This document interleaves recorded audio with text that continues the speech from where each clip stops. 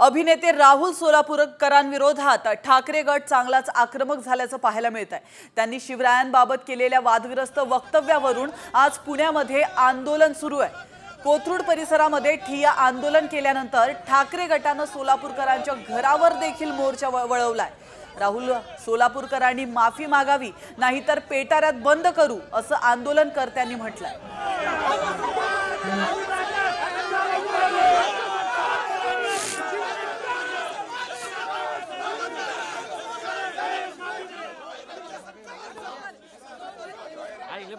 Bite घ्यायला जाऊ नका तुम्ही तुम्ही सांगा मागे मागे मागे निकेतन रे। मुळामध्ये शासनाने याच्यावर सुमोठा गुन्हा दाखल केला पाहिजे। प्रत्येक वेळेस छत्रपती शिवाजी महाराज काय एवढे स्वस्त नाहीयेत की अशा आयऱ्या गैऱ्यांनी त्यांच्यावरती काय बोलावं। छत्रपती शिवाजी महाराजांचा इतिहास आम्ही पहिलीपासून शिकतोय। आज आमच्या प्रत्येकाच्या घराघरात छत्रपती शिवाजी महाराजांची प्रतिमा आहे। ह्या अशा भांडगुळांमुळे ह्या छत्रपती शिवाजी महाराजांची प्रतिमा खराब होणार नाही, पण अशा भांडगुळांना अद्दल घडवण्यासाठी आज शिवसेना रस्त्यावर उतरलेली आहे। राहुल सोलापूरकरचा भूत आम्ही पेटीत बंद केल्याशिवाय, पेटाऱ्यात बंद केल्याशिवाय राहणार नाही। उत्तर प्रदेशमधनं कवी कलेश शिवनी सांगतोय, काशी की कला जाती मथुरा मस्जिद होती अगर शिवाजी न होता तर सुन्नत होती सबकी।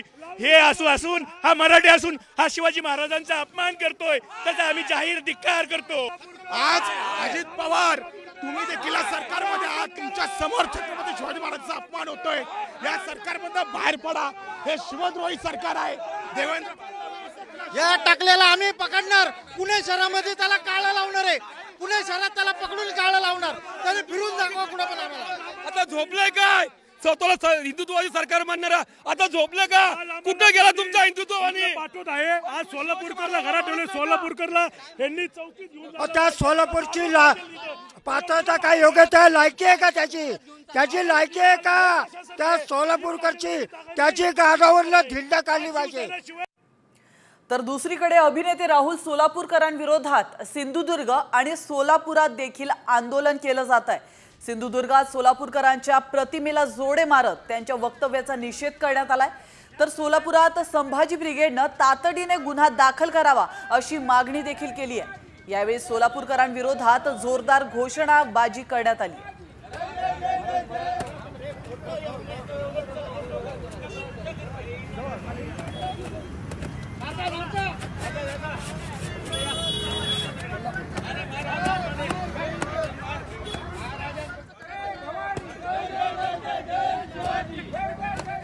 आणि आता वळतोय पुढच्या महत्त्वाच्या बातमीकडे। मुख्यमंत्री देवेंद्र फडणवीस आज बीड दौऱ्यावर आहेत।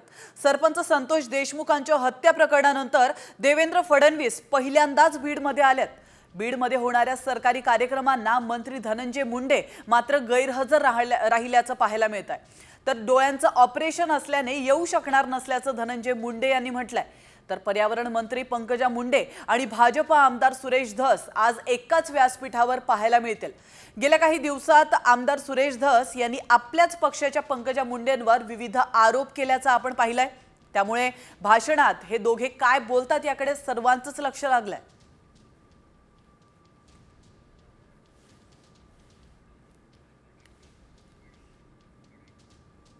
वर्षा बंगल्यात राहायला जाण्याच्या मुद्द्यावरून खासदार संजय राऊतांनी जोरदार टोलेबाजी केली आहे। मुलीच्या 10वीच्या परीक्षेनंतर वर्षा बंगल्यावर राहायला जाणार असं मुख्यमंत्री फडणवीस म्हणाले होते। त्यावर आता फडणवीसांची मुलगी बोर्डात येईल असा मिश्किल टोला राऊतांनी लगावलाय। देवेंद्र फडणवीस अजून वर्षा बंगल्यावर का जात नाही, हा मारुती कांबळेचं काय झालं यासारखा आमचा प्रश्न आहे। इतके महिने झाले मुख्यमंत्रीपदाची शपथ घेऊन, पण मुख्यमंत्री पदाचं जे अधिकृत निवासस्थान महाराष्ट्राचं आहे तेथे अद्याप आमच्या राज्याचे लाडके मुख्यमंत्री देवेंद्र भाऊ फडणवीस हे अद्याप राहायला का जात नाहीत? असं आहे की शिंदे साहेबांनी वर्षा सोडल्यानंतर त्या ठिकाणी मला जायचं आहे। त्याच्यापूर्वी काही छोटी मोठी कामं तिथे चालू होती। दरम्यानच्या काळामध्ये माझी मुलगी 10व्या वर्गात आहे। 17 तारखेपासून तिची परीक्षा सुरू होते। त्यामुळे ती म्हणाली की माझी परीक्षा झाल्यानंतर आपण शिफ्ट होऊ, म्हणून मी काही तिथे शिफ्ट झालो नाही।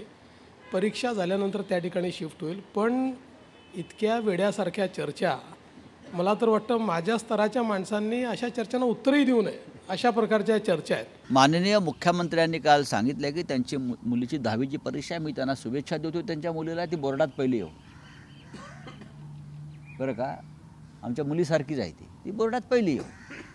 सागर बंगला आणि वर्षामध्ये काय 5 पावलाचं अंतर आहे. काय ते सागर बंगला रामटेकला आहे आणि वर्षा बंगला लखनौला असं नाही ना.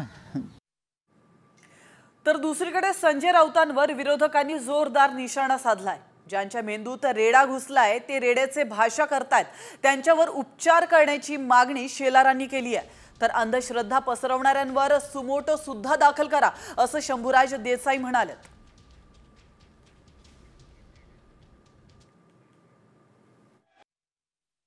त्यांच्या मेंदूमध्ये रेडा घुसलाय ते रेड्याची भाषा करतात आणि म्हणून संजय राऊत यांच्या मेंदूचं परिरक्षण या नवीन इमारतीतील बाबा हॉस्पिटलमध्ये डॉक्टरांना शक्य असेल तर डॉक्टरांनी करावं. तो रेडा आहे का येडा रेडा आहे काय याची एकदा स्पष्टता येऊ दे. संजय राऊतांचं वक्तव्य कुठल्या संदर्भाने ते वक्तव्य केले ते या सगळ्याची तपासणी करावी. लॉ अँड ज्युडिशरी डिपार्टमेंटचं ओपिनियन घ्यावं आणि सुमोटो होम डिपार्टमेंटनी संजय राऊतांवरती फौजदारी गुन्हा अंधश्रद्धा पसरवल्याबद्दल दाखल करावा हे माझं देखील मत आहे. राष्ट्रवादी काँग्रेसचे आमदार एकनाथ खडसे यांनी मुख्यमंत्री देवेंद्र फडणवीस यांची भेट घेतल्याची माहिती सूत्रांनी दिली आहे. एकनाथ खडसे भाजपमध्ये जाणार अशा आता चर्चा सुरू झालेल्या आहेत पुन्हा एकदा.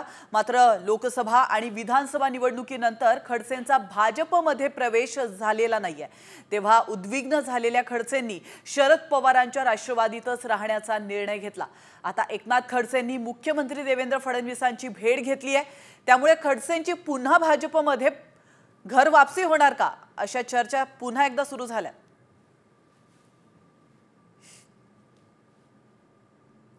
पर्यंत 400 लोक मला दगड हानीत होते, मी दगड खात होतो.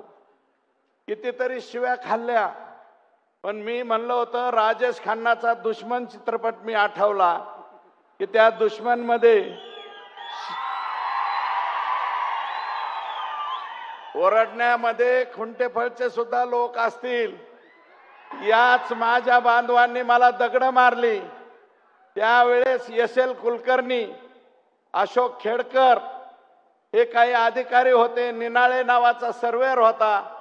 सगळं मोडून तोडून टाकलं. माझी नडगी फुटली. 400 लोक वरून दगड मारतायत आणि एकटाच माणूस फक्त रस्त्यावरती होता, तो मी सुरेश धस होतो. परंतु नंतर मी या सगळ्यांची साहेब मन जिंकली. मन जिंकून यांना पैसे दिले आणि अजून सुद्धा पैसे द्यायचे साहेब, राहिलेले पैसे. आणि ज्या 191 हेक्टरच्या लोकांनी, मी ऑन रेकॉर्ड नाही बोलणार, ते आपल्याला आणि एसीएस साहेबाला बोलेल, तेवढा एक 191 हेक्टरचा मार्ग काढा, एवढी आपल्याला प्रामाणिक विनंती करतो. आणि साहेब, याच्यामध्ये आम्हाला ज्या कालावधीत 2013च्या पुढं फडणवीस साहेबांनी मदत केली, रामदास कदम या खात्याचे मंत्री होते, मला वाटतं ते खातं आता पंकजाताईंकडे आहे, त्या खात्याने मदत केली, त्याच्या परवानगीच्या बाबतीत मदत केली. आणि अध्यक्ष महोदय, म्हणजे आता इथं पण अध्यक्ष महोदय, मुख्यमंत्री महोदय, आदर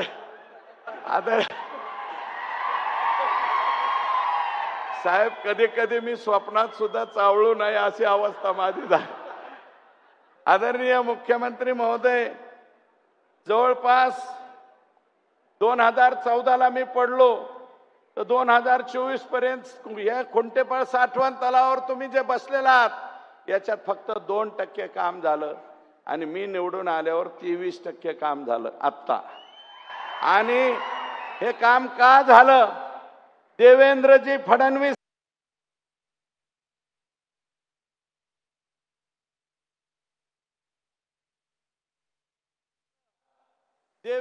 फडणवीस साहेब जलसंपदा मंत्री होते आणि एसीएस साहेबांना आपण सांगितलं, कपूर साहेब मला माहिती नाही, शिडिओ सेक्शनची मान्यता सुद्धा एका दिवसात दिली पाहिजे. महाराष्ट्रातला पहिला पंपिंग मशिनरी असेल ज्याची एका दिवसात आपण सांगितल्याच्या नंतर आणि एसीएस एका दिवसात परवानगी मिळाली आणि हे एवढं मोठं काम साहेब 40% काम झालंय आणि तुमच्या हस्ते बोगद्याचं सुद्धा आता शुभारंभ झालेला आहे. आमची विनंती आहे, आपण साहेब 300 कोटी दिले, एका शब्दावर दिले, रिअप्रोप्रिएट करून दिले. 71 कोटी रुपये खुंटेफळ आणि कुंभेफळ या 2 गावाला लागत आहेत. बाकीचे पैसे हे कॉन्ट्रॅक्टर लोकांना शेतकऱ्यांना द्यायचे आहेत. तेवढे पैसे आपणच दिले साहेब. आपण स्वतः म्हणजे ह्याच्यामध्ये सभागृहामध्ये सांगितलं बिनधास्त, सुरेश धस तुम्हाला 300 कोटी दिले आणि ते रिअप्रोप्रिएट करून दिले सुद्धा. त्याच्याबद्दल मनापासून या ठिकाणी आभार मानतो. आणि आदरणीय साहेब विठ्ठलराव तांदळे यांचा एक सत्कार करायचा आम्हाला, तो तुमच्या भाषणाच्या आधी करू एकच. आणि साहेब 23.66 पैकी 7 TMC पाणी आम्हाला दिले. उर्वरित प्रकाश दादा 1 मिनिट, माझा मुद्दा तो आहे. 23.66 पैकी 7च TMC मराठवाड्याला दिले, त्यातलं 1.68 आम्हाला आलं. पोलावरमच्या अगेन्स्ट 7 TMC पाणी अजून तिकडेच अडकवलंय, ते एक दिलं. 9.66 दिलं. तर बीड जिल्हा आणि बीड जिल्ह्यातला आष्टी तालुका आणि धाराशिव जिल्ह्यातले 5 तालुके कायमचा विषय मिटणारे. आणि ही फक्त आशा आणि आकांक्षा देवेंद्र फडणवीस याच नावातून आहे. आमची दुसरीकडून कुणाकडूनच अपेक्षा नाही, मिळणार बी नाही. फक्त आणि फक्त देवेंद्र बाहुबलीच हे देऊ शकतात, दुसरं कोणी देणार नाही. म्हणजे मला 4 TMC मिळालं तर पलीकडे जाता येईल. आणि साहेब माझी दुसरी मागणी आहे, तुम्ही प्रशांत बम साहेबाची योजना एका झटक्यास केली, हे तुमचा लाडका आहे. तसा मी सुद्धा लाडका आहे ना साहेब, मी खरंच लाडका आहे साहेबांचा. साहेबांनी खूप माझे लाड केलेले आहेत. मला 3.57 TMC पाणी शिरूर आणि पाटोदा तालुक्याला द्या, म्हणजे झालं. त्या आणि ते बी जायकवाडीतनं द्या साहेब. नसलं तर प्रकाश दादाकडनं द्या. प्रकाश दादा आहेच, सांगवी आहे ना, सांगवीतून उलट नाही म्हणत मी. साहेबांना ज्ञान आहे. साहेब तुम्हाला म्हणजे कृष्णा तंटालावाद म्हणजे काय, सगळ्याच गोष्टी तुम्हाला माहिती आहेत. आम्ही काय मजपामराने तुमच्या पुढं काय मांडावे, आमची काय अवकात आहे. सगळे ज्ञानी, सर्व ज्ञानी आपण आहात. सांगलीपासून कुंभी, कासारी, ताकारी, तिथून पाणी कुठे येतंय, उजनीमध्ये कसं येतंय हे तुम्हाला माहिती आहे. प्रवीणसिंह परदेशी साहेबांनी एक आयडिया तुम्हाला पुराच्या वेळेस दिलती. आलमट्टी सुद्धा तुम्हाला तोंडपाठ आहे. मी काय सांगू तुम्हाला, तुम्ही आणि ठरवलं आणि एसीएस साहेबांना ऑर्डर दिली की माझी तेवढी योजना झाली असं मी मानतो. आणि तेवढं जर झालं तर पाटोदा तालुका आणि शिरूर तालुका परत, आणि मी राहील नाही राहील साहेब, मी जिवंत राहील नाही राहील, परंतु या मतदारसंघामध्ये परत भाजपचाच आमदार राहील हे सुद्धा तुम्हाला या ठिकाणी सांगतो. आणि अध्यक्ष माननीय मुख्यमंत्री महोदय, काही लोक म्हणतात बीड जिल्ह्याची बदनामी होते. बीड जिल्ह्याची बदनामी होते, पण साहेब या जिल्ह्याने क्रांतिसिंह नाना पाटलांना निवडून दिलं. या जिल्ह्याने रखमाजी पाटील गावडेंना निवडून दिलं, ज्यांचं गाव 3 किलोमीटर अंतरावर आहे. धनगर समाजाचे होते ते, त्यांना या जिल्ह्याने निवडून दिलं. माननीय केशर काकू क्षीरसागरांना या जिल्ह्याने निवडून दिलं. या जिल्ह्याने बबनराव ढाकणे साहेबांना निवडून दिलं. या जिल्ह्याने प्रमोदजी महाजन साहेब एवढा उंचीचा माणूस या जिल्ह्याने दिला. आणि गोपीनाथरावांचं तर काय सांगायचं. गोपीनाथराव मुंडे साहेबांनी एवढा नेता, पहाडा एवढा नेता या जिल्ह्याने दिला साहेब. आणि इथं आज जो आपण कार्यक्रम घेतोय ना, ही जमीन चालली होती रक्षा मंत्रालयाकडे.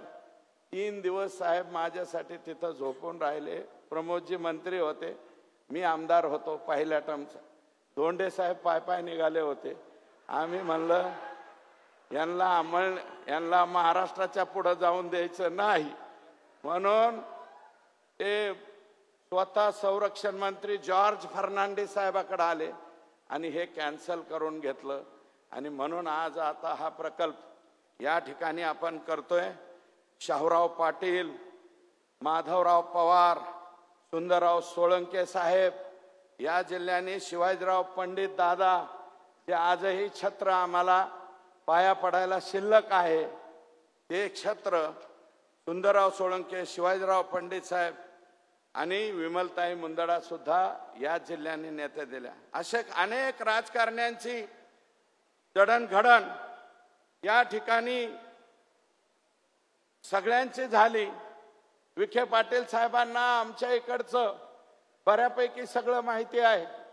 त्यांचे वडील आदरणीय बाळासाहेब विखे पाटील साहेब हे राज्यमंत्री अर्थ असताना सुद्धा आम्ही त्यांच्याकडे गेलतो.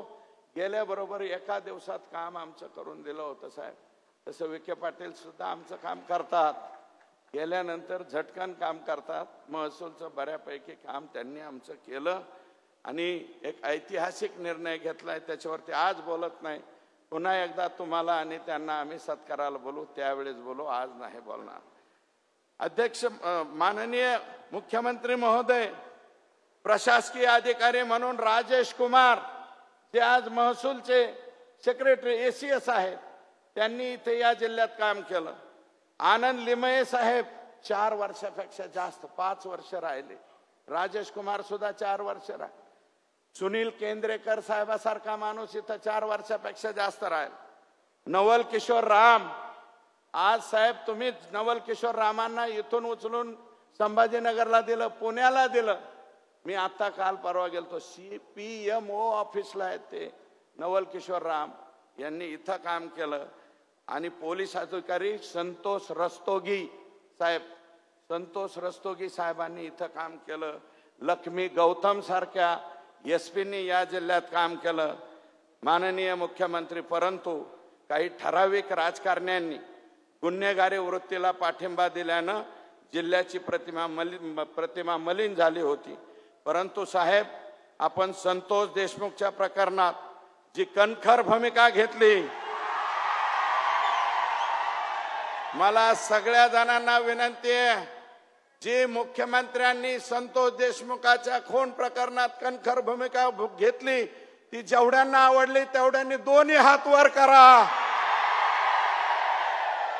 आवडली साहेब, सगळ्यांना आवडली ही जी कणखर भूमिका.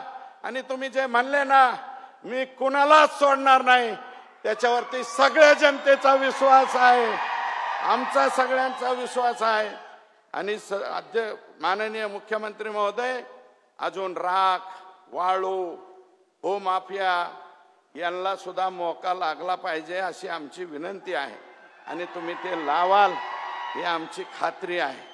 आणि माझं भाग्य, परम भाग्य, सगळ्या मतदार संघाच्या समोर सांगतो की 1999 ते 2004 5 वर्ष साहेबांचे कागद, त्यांचा बॉक्स खालून वर काढून द्यायचं काम मी करायचो.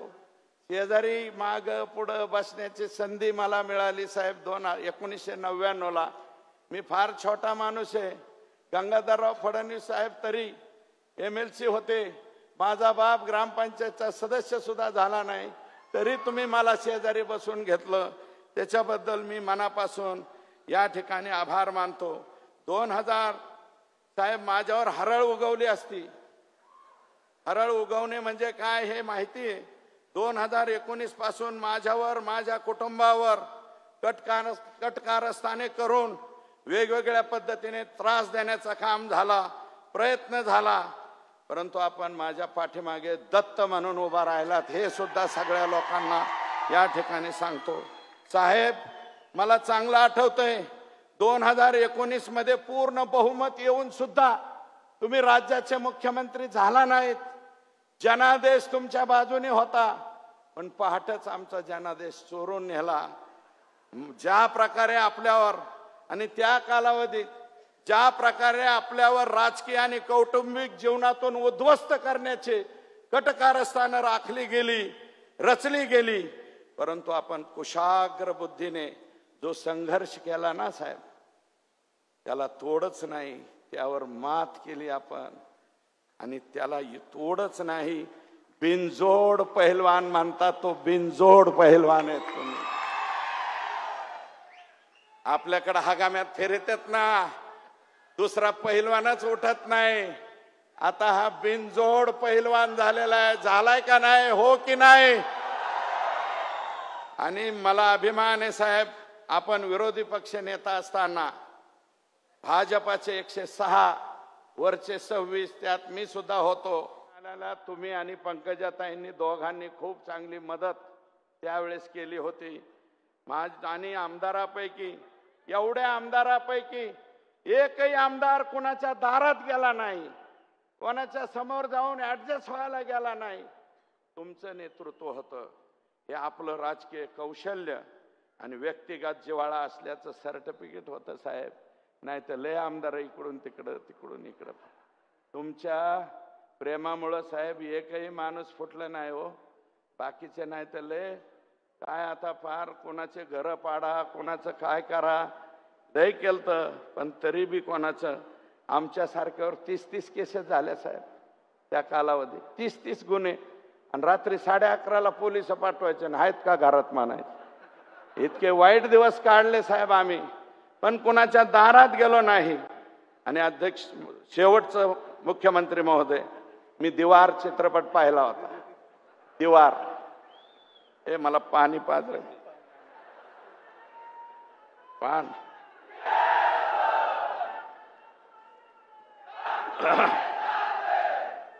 दीवार पिक्चर बघितला होता साहेब मी कॉलेजच्या जीवनाच्या काळात. त्याच्यामध्ये अमिताभ बच्चन आणि ऋषी कपूर, शशी कपूर हे भाऊ असतात. माझ्यापेक्षा तुम्हालाच जास्त पाहायला. निरूपा राय त्यांची आई असती. शशी कपूर इन्स्पेक्टर दाखवले आणि अमिताभ बच्चन जरा झंटा भांटा दाखवला. तर अमिताभ बच्चन शशी कपूरला म्हणतो, मेरे पास गाड़ी है, नौकर है, चाकर है, पैसा है, धन है, दौलत है, तेरे पास क्या है? त्यावेळेस शशी कपूर म्हणतो, मेरे पास माँ है, मेरे पास माँ है. तसा आईचा आशीर्वाद तुम्हाला आतापर्यंत भेटतोय साहेब. तुमच्या इतका नशिबान कोणीच नाही. माझी तर आई बी गेली, माझी आई गेली, माझे वडील गेले, पण माझी दुसरी आई मात्र जिवंत आहे. आणि माझी आई मी लपवली नाही साहेब. सभागृहामध्ये तुम्हाला विचारलं मी, माझ्या आईचं नाव घेऊ का? मी माझ्या दुसऱ्या आईचं सुद्धा नाव घेऊ. माननीय साहेब, आता मला त्यावेळेस बऱ्याच जणांना आशा होती, याला काहीतरी मिळतंय काय नो, याला काही मिळतंय काय नो, काहीतरी मिळतंय. पण मला तुम्ही नाही मंत्रिपद दिलं, नाही काही नाही दिलं, तरी मी म्हणतो मला मंत्रिपद नको, मला पालकमंत्रीपद नको, आणखी दुसरं काही देऊ नका साहेब.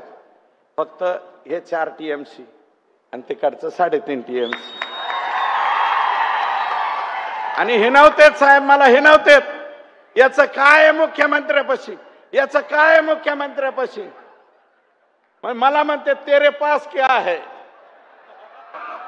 तर मी म्हणतो मेरे पास देवेंद्र फडणवीस साहेबाचा आशीर्वाद आहे. आणि हा आशीर्वाद असाच ठेवा एवढीच विनंती करतो आणि थांबतो. जय हिंद, जय महाराष्ट्र. धन्यवाद सर.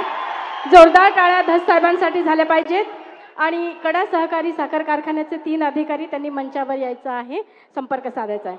यानंतर मी आमंत्रित करत आहे, मार्गदर्शन आणि शुभेच्छा देण्यासाठी बोलवती आहे माननीय नामदार श्रीमती पंकजाताई मुंडे मॅडम, मंत्री पर्यावरण पशुसंवर्धन.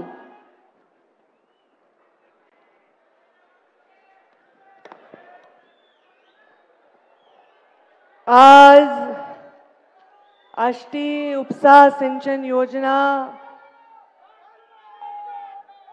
क्रमांक 3 अंतर्गत शिंपोरा ते खुंटेपळ या पाईपलाईनच्या कामाच्या पाहणीसाठी आणि बोगद्याच्या कामाच्या शुभारंभासाठी मंचावर उपस्थित या राज्याचे मुख्यमंत्री, जे मुख्यमंत्री म्हणून पहिल्यांदा बीड जिल्ह्यात आज पाऊल ठेवत आहेत, ते बीड जिल्ह्याला पाणी देण्यासाठी पाऊल ठेवत आहेत, देवेंद्रजी फडणवीस. मंचावर उपस्थित जलसंपदा मंत्री, ज्यांच्या खात्याने या कार्यक्रमाला इथे हे रूप दिलेलं आहे, त्या आमच्या शेजारच्या जिल्ह्याचे, ज्यांचे 3 पिढ्याचे अत्यंत चांगले ऋणानुबंध आमचे आहेत, ते राधाकृष्ण विखे पाटील. मंचावर उपस्थित माझ्या निवडणुकीमध्ये ज्यांनी मला पराभूत केलंय आणि निवडून आले, ते बजरंग बाप्पा.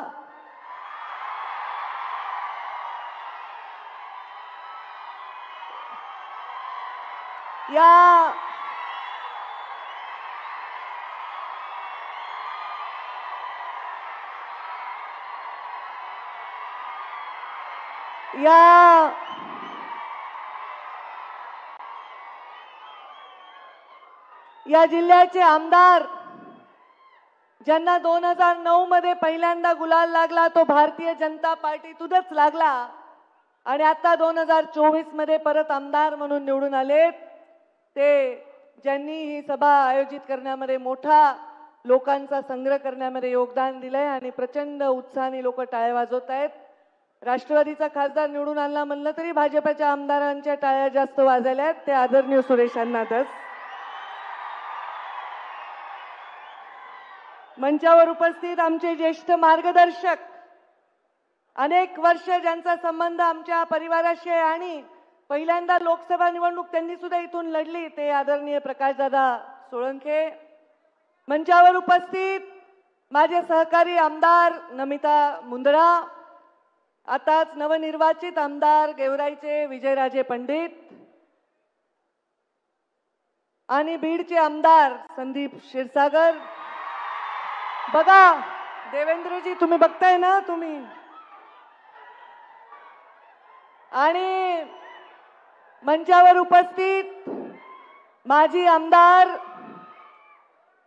3 वेळा राहिले का धोंडे साहेब? 3 वेळा झालेत का आमदार? 4 वेळा. भीमरावजी धोंडे साहेब माझ्या वडिलांचे अत्यंत चांगले मित्र आणि आपल्या भाजपचे आमदार राहिले देवेंद्रजी जेव्हा मुख्यमंत्री होते तेव्हा.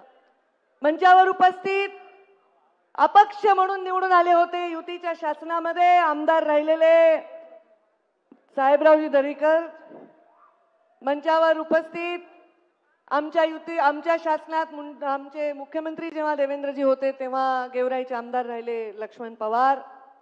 मंचावर उपस्थित जलसंपदाचे सचिव दिलीप कपूरजी, आयुक्त गावडेजी, पाठकजी, जिल्हाधिकारी आमचे आणि आदित्य जीवणे CEO, समीर काझी अध्यक्ष वक्फ बोर्डाचे, आमचे भाजपाचे जिल्ह्याचे अध्यक्ष शंकर देशमुख आणि मंचावर उपस्थित सर्व इतर मान्यवर आणि या सभेला मोठ्या संख्येने आलेले सर्व शेतकरी बांधव, वडीलधारी मंडळी, तेवढ्याच मोठ्या संख्येने, त्याहूनही अधिक संख्येने आलेल्या आमच्या लाडक्या बहिणी, देवेंद्रजी या सगळ्या तुमच्या लाडक्या बहिणी आहेत.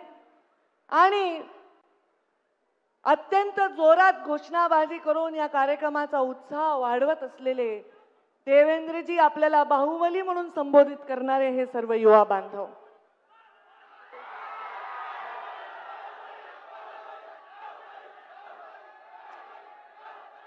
देवेंद्रजी, एक किस्सा आठवला मला की आपण जेव्हा मुख्यमंत्री म्हणून ते तुम्हाला बाहुबली म्हणतात, खरं तर तुम्ही आमच्यापेक्षा ज्येष्ठ आहात, नेते आहात आणि आम्ही ज्या कॅबिनेट मध्ये काम करतो त्याचे तुम्ही प्रमुख आहात. तुमच्याविषयी आदरभावच नेहमी येतो, पण आज ममत्व भाव येतोय, कारण ते तुम्हाला बाहुबली म्हणत आहेत. काही वर्षापूर्वी मला शिवगामिनी म्हणत होते, तर शिवगामिनी बाहुबलीची आई आहे आणि त्याच्यामुळे मला आज तुम्हाला बघताना वेगळाच भाव आला. शिवगामीचं वाक्य असतं, सुरेश अण्णा धस कुठे गेले, जसं तुम्ही पिक्चरचे डायलॉग म्हणता, आम्ही पण पिक्चरचे डायलॉग म्हणतो. शिवगामीचं वाक्य असतं, मेरा वचन ही है मेरा शासन. आणि जे जाहीर वचन सुरेश धसांना मी दिले तेच माझं शासन आहे. ही गोपीनाथ मुंडेची लेख आहे. बोलणं एक आणि करणं एक आहे, माझ्या रक्तात नाही. आज हा कार्यक्रम सुरेश धसांनी आवर्जून उल्लेख केला. काय उल्लेख केला? 2003 मधला उल्लेख केला. 2003.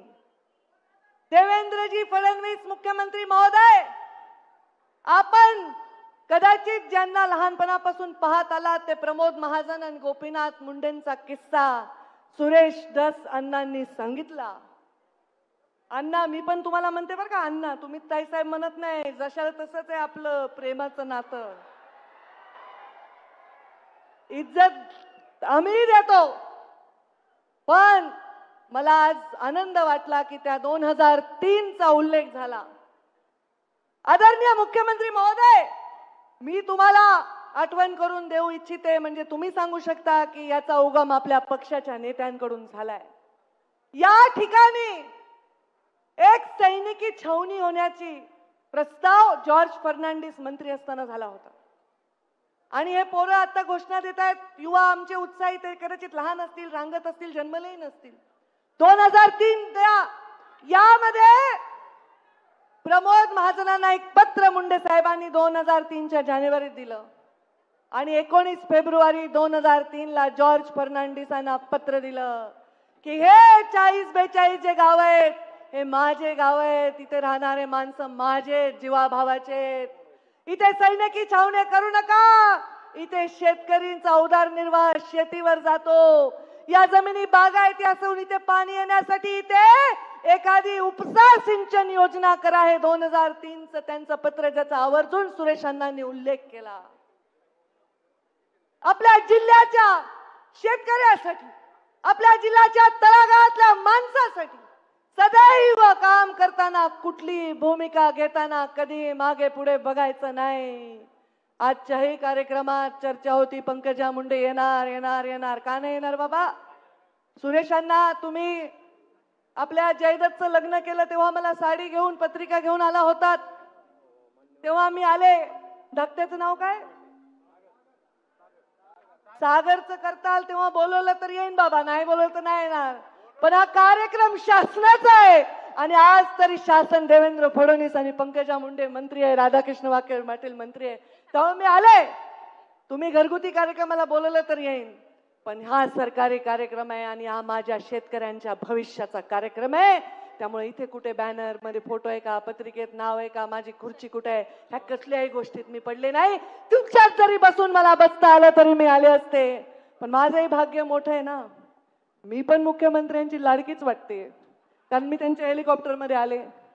पण देवेंद्रजी फडणवीसांना मला सांगायचंय, बीड जिल्ह्यात जेव्हा 6 पैकी 5 आमदार निवडून येतात तेव्हा तुम्ही मुख्यमंत्री होता. बीड जिल्हा फार लकी आहे, कारण बीड जिल्ह्यामध्ये 19 मध्ये 14 मध्ये 6 पैकी 5 आमदार निवडून आले. आता आमचे सहकारी आमच्या बरोबर आहेत, आमच्यावर राष्ट्रवादी आहे, अजितदादा पवारांचेही आमदार आहेत. आम्ही मरमर करून काम करून निवडून आणलंय. आज आम्ही एकत्र आहोत, ते पालकमंत्री आहेत. मला विश्वास आहे की पालकमंत्री झाल्यानंतर कडकपणे काम करून या जिल्ह्याच्या कानाकोपऱ्यात विकास देण्यासाठी ते आम्हाला नेहमीच सहयोग करतील. पण आज देवेंद्रजी तुम्ही मुख्यमंत्री झालात तेव्हा पहिल्यांदा आलात, 5 आमदार या बीड जिल्ह्याचे झाले आणि मी पण मंत्री झाले. बघा, मी मंत्री झाले आणि तुम्ही मुख्यमंत्री झाला, थोडंसं लक आमचं पण आहे. पण तुम्ही मुख्यमंत्री झाल्याचा आनंद हा आहे, कुठला अभिनिवेश नाही, कुठला बडेजाव नाही. मला माहिती, जेव्हा हे भाऊबिलीच्या घोषणा देत आहेत, कारण देवेंद्रजींना मी ज्या पद्धतीने ओळखते, तुमच्यापैकी मंचावरचं मला नाही वाटत तेवढं पद्धतीने ओळखतंय कोणी. देवेंद्रजी थोडेसे ओशाळलेत, थोडे लाजायलेत, कारण हे त्यांना कदाचित फार अस्वस्थ करणार आहे. कारण काम करा, कामाने तुम्ही कीर्ती रूपाने उरा, हे संस्कार भारतीय जनता पार्टीचे राष्ट्रीय स्वयंसेवक संघाचे आहेत. आणि त्यामुळे आज त्या संस्कारात वाढलेला एक माणूस या राज्याचा मुख्यमंत्री झालेला आहे आणि माझ्या बीड जिल्ह्यामध्ये आले आहे. त्यामुळे मी येणार म्हणजे येणार. शेतकऱ्याच्या शेतात पाणी जाणार आहे, मी येणार म्हणजे येणार. तुमच्या डोळ्यातलं पाणी पुसायची वेळ आल्यावर कोणताही अभिनिवेश न ठेवता येणार म्हणजे येणार. कामासाठी, या जिल्ह्याच्या विकासासाठी, या जिल्ह्याची कॉलर टाईट करण्यासाठी कोणताही भेदभाव कधी करणार नाही. सुरेश अण्णांनी पण उल्लेख केला, 5 वर्ष मी मंत्री राहिले, पालकमंत्री राहिले, पण एवढा सुईच्या टोकावरची सुद्धा घटना कधी घडू दिली नाही. या जिल्ह्यामध्ये कानाकोपऱ्यामध्ये विकास करताना कधी कुणाचे जात धर्म विचारला नाही. सुरेश अण्णांसाठी देवेंद्रजी फडणवीस उभे राहिले आणि आम्ही रात्रीचा दिवस एक केला आणि तेव्हा त्यांना निवडून आणलं. ते म्हणले ते हरळ उगवली वगैरे त्यांची भाषा. खरंच आहे, काम करणाऱ्या माणसावर हरळ उगवते जर त्याला पद नाही दिलं आणि त्याला पद देत असताना कधीही कुठल्या गोष्टीचा विचार नाही करणारं काम आम्ही केलेलं आहे. आज या बीड जिल्ह्याचं नाव या देशामध्ये अनेक क्रांतीवीरांमुळे झालं, गोपीनाथ मुंडे, प्रमोद महाजनांमुळे झालं, या जिल्ह्यामधल्या अनेक नेत्यांमुळे झालं. इथे सांगितलं की केशर काकू क्षीरसागर एक महिला असून सतत खासदार राहिल्या, विमलताई पालकमंत्री राहिल्या, प्रीतमताई खासदार राहिल्या. त्यांनी सुद्धा या खुंटेफळची ईसी देण्यासाठी 3 दिवस बसून तिथे ईसी आणून दिली. प्रत्येकाने याच्यामध्ये योगदान दिलेलं आहे, कारण या जिल्ह्याच्या शेतकऱ्याच्या पाठीमागे या जिल्ह्याच्या प्रत्येक पक्षाचा, प्रत्येक विचाराचा, प्रत्येक जातीचा नेता उभा आहे. हे चित्र या राज्यामध्ये जावं ही माझी इच्छा आहे.